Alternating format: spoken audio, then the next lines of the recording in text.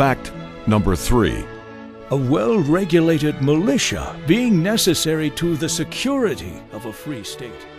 The Second Amendment refers to a well-regulated militia. The right of the people to form citizen militias was unquestioned by the founders.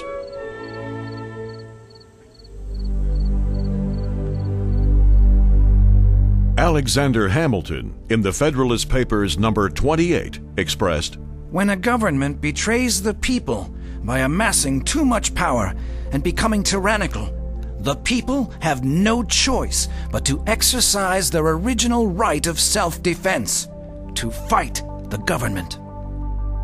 In the Federalist Papers number 46, James Madison, the father of the Bill of Rights, argues, The ultimate authority resides in the people, and that if the federal government got too powerful and overstepped its authority, then the people would develop plans of resistance and resort to arms.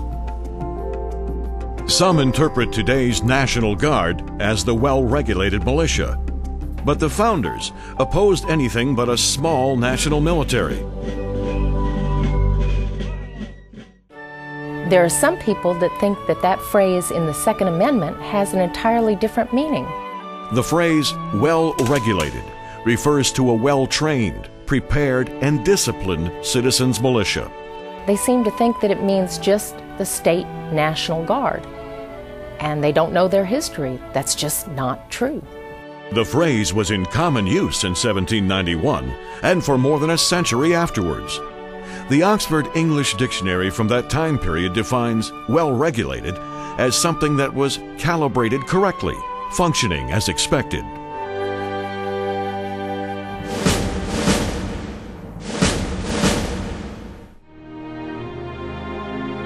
Fact number 4. A well-regulated militia being necessary to the security of a free state, the right of the people.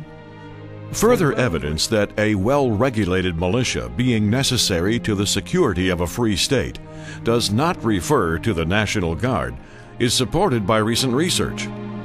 The writing style of the late 18th century legal documents typically began with a preamble.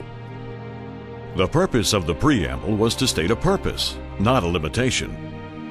New Hampshire's Constitution, written in 1784, begins with a preamble. The liberty of the press is essential to the security of freedom in a state. It ought therefore to be inviolably preserved. The Constitution has a preamble. We the people of the United States, in order to form a more perfect union, establish justice, ensure domestic trade. The Bill of Rights has a preamble. The conventions of a number of the states, having at the time of their adopting the Constitution, expressed a desire in order to prevent misconstruction or abuse of its powers, that further declaratory and restrictive clauses should be added. Since a preamble states a purpose, A well-regulated militia being necessary to the security of a free state, the right of the people. the well-regulated militia only reinforces the importance of the individual right to keep and carry arms. The Second Amendment, when it really comes down to it, I believe it has two primary meanings. One is the obvious ability for me to be able to protect myself and my family from bad guys. But there's another meaning that the founders put in place that I think is absolutely vital to our way of life in this country. It's the ability for all of us out here to be able to protect ourselves from a government that could become tyrannical.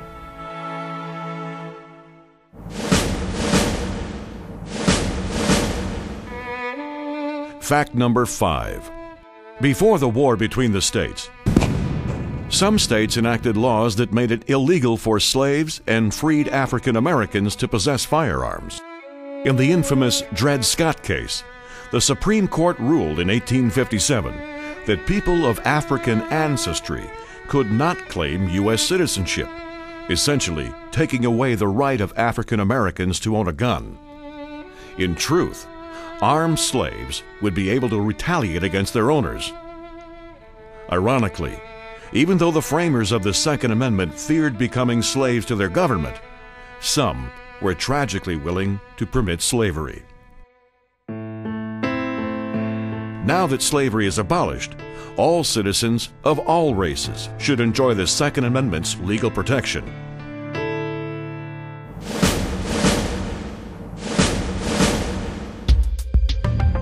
Fact number 6. Over the past 60 years, the interpretation of the term well-regulated militia has come under fire from the Federal Circuit Courts of Appeal and many lower court judges. Those judges have wrongly ruled that the right to keep and bear arms doesn't apply to individuals, but have wrongly interpreted militia to mean the National Guard. But the words well-regulated militia had a far different meaning at the time the Second Amendment was written. In today's world, well-regulated is associated with intense government regulation. At the time the Second Amendment was drafted, the term didn't need to be defined.